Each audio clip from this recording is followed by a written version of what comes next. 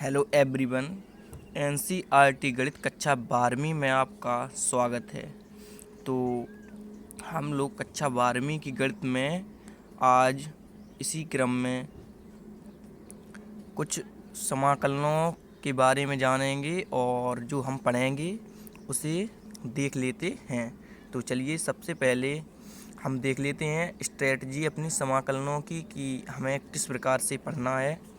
तो चलिए, तो हम कुछ इस प्रकार से पढ़ेंगे कि देख लीजिए समाकलन, जिसे हम इंग्लिश में बोलते हैं इंटीग्रेशन, और इसका समाकलन का दूसरा रूप इसे हम प्रति अवकलज भी बोलते हैं। मतलब आपको कहीं प्रति अवकलज लिखा हुआ मिल जाए तो आपको घबराना नहीं है और समझ लेना है कि इसका हमें क्या करना है, समाकलन ही करना है।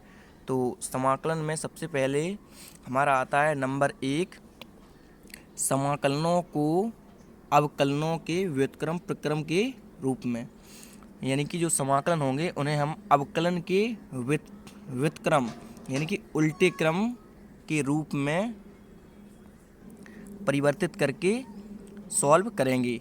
उसके बाद नंबर 2 हम देखेंगे समाकलन की विधियाँ, और उसके बाद नंबर 3 देखेंगे कुछ विशिष्ट फलनों के समाकलन।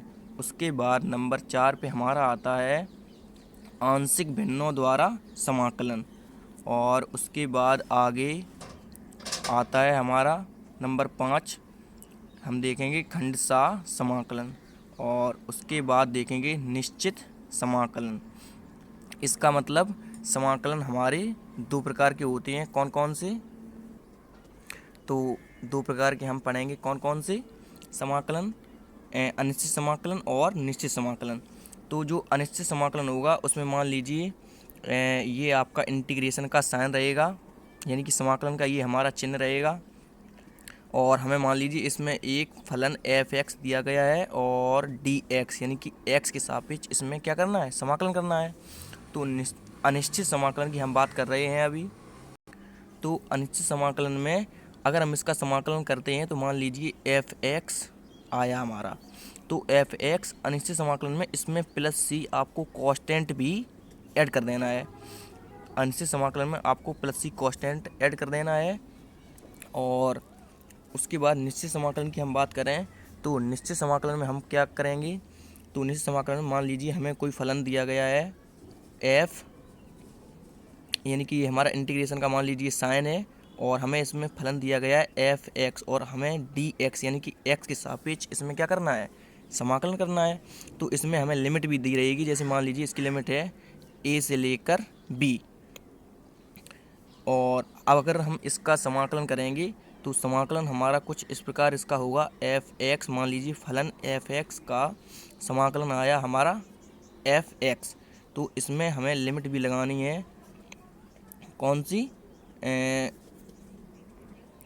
उच्च लिमिट और निम्न लिमिट, जिसे हम इंग्लिश में बोलते हैं अपर लिमिट और लोअर लिमिट।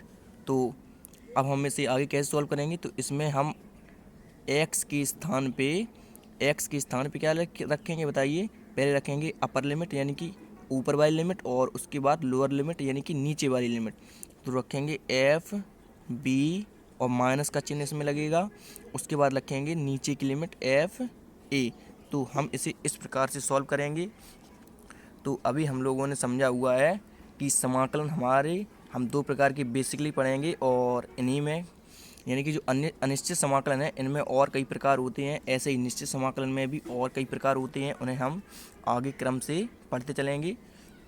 तो अनिश्चित समाकलन आपको समझ में आ गया होगा कि अनिश्चित समाकलन में बेसिकली क्या है, इसमें +c कांस्टेंट होता है, और अगर हम निश्चित समाकलन की बात करें तो इसमें लिमिट दी जाती है, हमारी निश्चित लिमिट होगी जो हमें दी जाएगी, और उसे आगे इसी क्रम में सॉल्व करते हैं जैसे हमने अभी आपको बताया हुआ है। तो चलिए अब हम आगे जो समझ रहे थे उसे समझ लेते हैं, अपनी स्ट्रेटजी की हमें किस प्रकार से पढ़ाई करनी है। चलिए देख लेते हैं।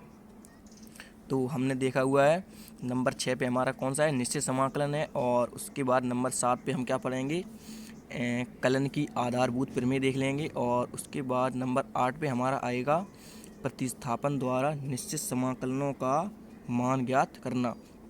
तो इसे भी हम देख लेंगे। और इसके बाद आगे हमारा क्या आता है बताइए, निश्चित समाकलनों के कुछ गुणधर्म।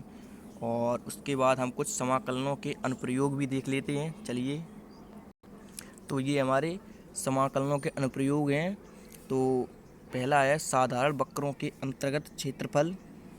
साधारण वक्रों के अंतर्गत क्षेत्रफल, तो इसमें हमारा ये हो जाएगा साधारण वक्रों के अंतर्गत क्षेत्र का क्षेत्रफल। और इसमें लिखना रहेगा, आपको बीच में लिख दीजिएगा क्षेत्र का क्षेत्रफल, यानी कि क्षेत्र का, इसमें ये आपको बीच में लिख देना है, अंतर्गत के बाद क्षेत्र का क्षेत्रफल। आप समझ गए होंगे।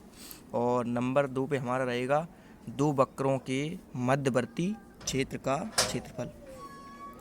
या आप समझ सकते हैं साधारण वक्रों के, तो हम इन्हें आगे विस्तार से पढ़ेंगे। तो ये हमारा समाकलन को पढ़ने का क्रम रहेगा। तो चलिए, अब आप इसका स्क्रीनशॉट ले लीजिए, या इसे आप पॉज करके भी नोट कर लीजिए। तो इसका आप ले लीजिए स्क्रीनशॉट, और इसके आगे इसका भी आप ले लीजिए स्क्रीनशॉट। और इसके आगे ये समाकलन के कुछ अनुप्रयोग हैं। तो इसी के साथ हम आगे इसके कुछ फॉर्मूले देखेंगे और आगे प्रश्नों को सॉल्व करेंगे। Thank you.